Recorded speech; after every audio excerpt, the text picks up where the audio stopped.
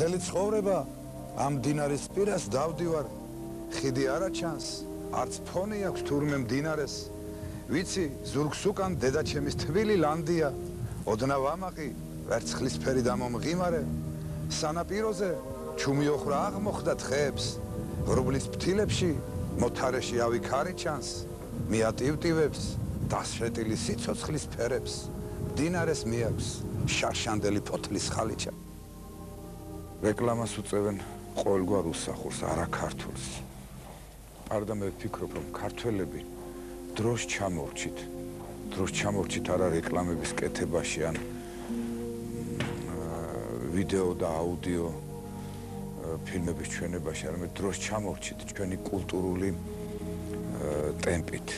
თვითონ ქვეყანასაც არ გააჩნია ეროვნული იდეოლოგია.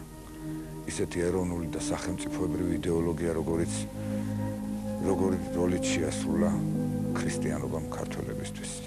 ქვეყანა, სადაც სვეტიცხოველი, ყინწვისი, გრემი და გელათია აშენებული, არ შეიძლება ბაძავდეს 2-3 საუკუნეებისთვის. ქართველი პოეტი ერის სულიერი გუშაგია. ყველა შეიძლება საქართველოდან გაიქცეს დღევანდელი გაუსაძლისი ყოფის გამო. ხატვარიც, ინჟინერიც, ექიმიც, მუსიკოსიც.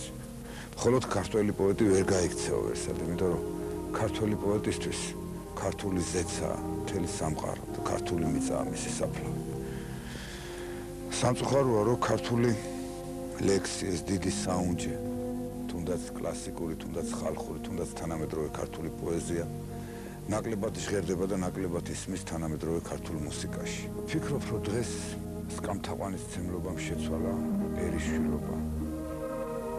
მსახური პიროვნებები გახდნენ ერის მოძღვრები ვითომ, თუმცა მჯერა რომ საქართველო გადარჩება.